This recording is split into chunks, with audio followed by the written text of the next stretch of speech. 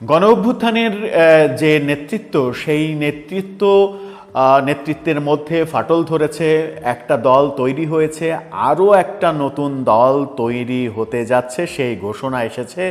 এরকম সময়ে আমরা দেখছি যে আসিয়ার মৃত্যুর ঘটনায় আমরা সারা দেশে হাহাকার দেখছি, কিন্তু সেই হাহাকারের মধ্যেই একটা হাস্যকর খবর, হাস্যকর ভিডিও চিত্র সামাজিক যোগাযোগ মাধ্যমে ভাইরাল হয়ে গেছে।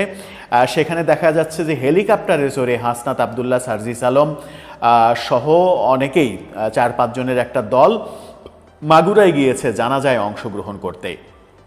এই হেলিকপ্টারের অর্থ যোগান দিচ্ছে কারা, সেই প্রশ্ন সামনে আসছে। আর সেই প্রশ্ন যখন সামনে আসছে তখন হোটেল ইন্টারকন্টিনেন্টাল, যেটা যমুনার কাছেই, শাহবাগের কাছেই সাবেক শেরাটন হোটেল, সেই হোটেলে নাগরিক পার্টির ইফতার মাহফিল নিয়ে চারিদিকে শোরগোল পড়ে গেছে। 1300 লোকের ইফতার পার্টি দেয়া হয়েছে হোটেল ইন্টারকন্টিনেন্টালে। এই বিপুল বিশাল পরিমাণ অর্থ কোথায় থেকে যোগান দেয়া হলো, সেই প্রশ্ন আসছে। এদিকে উপদেষ্টা মাহফুজ আবদুল্লাহ জামাত ইসলামকে যুদ্ধাপরাধীর দল, যুদ্ধাপরাধীর সহায়ক বলে বেশ বিপাকে পড়ে গেছেন।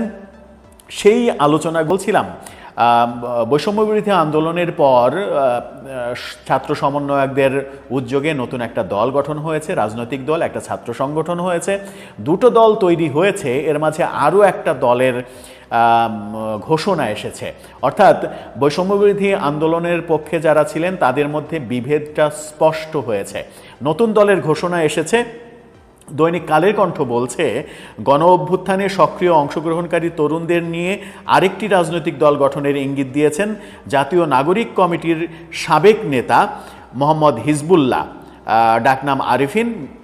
তিনি নিজের ফেসবুক আইডিতে এক পোস্টে এই তথ্য জানিয়েছেন। হিজবুল্লাহ বলেছেন, গণ অভ্যুত্থানে সক্রিয় অংশগ্রহণকারী তরুণদের সাথে আলাপ, পরামর্শ এবং তাদের সম্মিলনে আমরা একটা রাজনৈতিক প্ল্যাটফর্মের গঠনের দিকে আগাচ্ছি ইনশাল্লাহ। বিদ্যমান রাজনৈতিক সংস্কৃতির পরিবর্তন ও ধর্মীয় বিশ্বাস ও মূল্যবোধের ভিত্তিতে গঠিত এই বদ্বীপের সামাজিক চুক্তিসমূহের পুনর্বহাল হবে আমাদের রাজনৈতিক ভিত্তি। এই বদ্বীপের তাহজিব তমুদ্দিন আঁকড়ে ধরেই আমরা নতুন রাজনীতি বিনির্মাণ করব ইনশাল্লাহ। তিনি আরও বলেছেন, আমাদের রাজনৈতিক সংস্কৃতিতে চাঁদাবাজি, দুর্নীতি নির্ভর যে পলিটিক্যাল ইকোনমি, আমরা তার পরিবর্তন করতে চাই। রাজনীতিতে সম্মান ও সারিকানা হাজির করতে চাই। দলের অভ্যন্তরীণ গণতান্ত্রিক চর্চা জারি রাখতে চাই। বলেছেন, ভারতীয় আগ্রাসন ও আঞ্চলিক আধিপত্যবাদ বিরোধী বলিষ্ঠ রাজনীতি হাজির করতে চাই আমরা। দুর্নীতির বিরুদ্ধে জিহাদ ঘোষণা এবং এই বদ্বীপের আদিবাসীদের অর্থনৈতিক আজাদির নিশ্চয়তা ও সুরক্ষা বিধানই হবে আমাদের রাজনৈতিক লক্ষ্য। তিনি আরও বলেছেন, নারীর হক, মর্যাদা, নিরাপত্তা নিশ্চিত করা হবে আমাদের রাজনীতির মূল মন্ত্র। বাংলাদেশ হবে নারীদের জন্য আমান ও সুকুনের রাষ্ট্র। এটাই হবে আমাদের রাজনৈতিক অঙ্গীকার। সামাজিক, রাজনৈতিক ও রাষ্ট্রীয় কাঠামোর সর্বত্র ন্যায়, নীতি ও ইনসাফ প্রতিষ্ঠা হবে আমাদের মাকসাদ। এই আরিফিন কালের কণ্ঠের সঙ্গে সাক্ষাৎকারে যে কথা বলেছেন এবং তার কথার মধ্যে যে সকল শব্দ প্রয়োগ করেছেন, সেই সকল শব্দ প্রয়োগই বলে দেয় এই রাজনৈতিক দলটা একটা সাম্প্রদায়িক রাজনৈতিক দল হতে যাচ্ছে কিনা প্রশ্নটা সামনে হাজির করে দেয়। যে সকল শব্দ তিনি ব্যবহার করেছেন, যে সকল আরবি শব্দ, ফার্সি শব্দ তিনি ব্যবহার করেছেন, সেই শব্দগুলো সাধারণ প্রগতিশীল মানুষগুলো ব্যবহার করে না।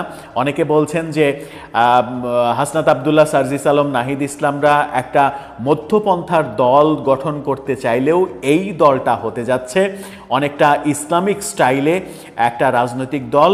এই বৈষম্যবিরোধী আন্দোলনের মধ্যে যারা ইসলামপন্থী রাজনীতির সঙ্গে এর আগে জড়িত ছিল, তাদের উদ্যোগে এরকম একটা দল হতে যাচ্ছে বলেও অনেকে সমালোচনা করেন। সমালোচনা যাই হোক না কেন, তাদের মধ্যে যে একটা ভাঙন তৈরি হয়েছে, তৃতীয় আর একটা দল যে গঠন হতে যাচ্ছে, সেই ঘোষণা এসেছে।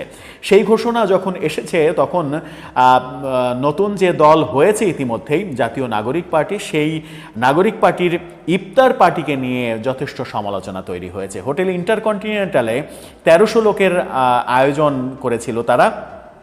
Hotel intercontinental five star hotel, সেই 5 স্টার হোটেলে একজনের একবেলা খেতে কত টাকা লাগে সেই ধারণা থেকেই আপনি বুঝে নিতে পারেন যে এর পেছনে কত টাকা লগ্নি করা প্রয়োজন হতে পারে।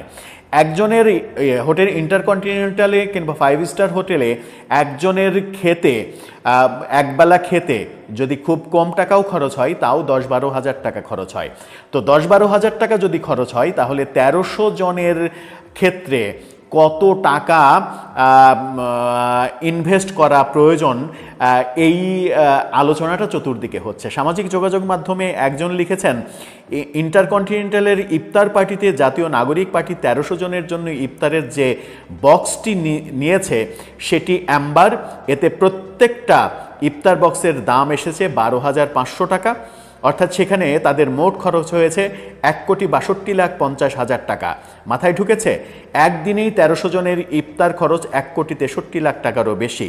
খরচটা কারা করলো? মাত্র 7 মাস আগে ঢাকা বিশ্ববিদ্যালয়ে হলে ছাড় পোকার কামড় খেয়ে ঘুমায়ে সকালবেলা ঘুম থেকে উঠলে পাতলা ডাল দিয়ে ভাত খেয়ে নিউ মার্কেট থেকে 220 টাকায় পোলো শার্ট কিনে 6 মাস কাটায়ে দেওয়া এই মানুষগুলোকে তিনি একটা শব্দ ব্যবহার করেছেন, সেই শব্দটা আমরা ব্যবহার করতে চাই না, খুবই অসম্মানজনক শব্দ, সেই শব্দটা আমরা আমাদের প্ল্যাটফর্ম থেকে বলতে চাই না। সেরকম লেখা লিখেছেন, অর্থাৎ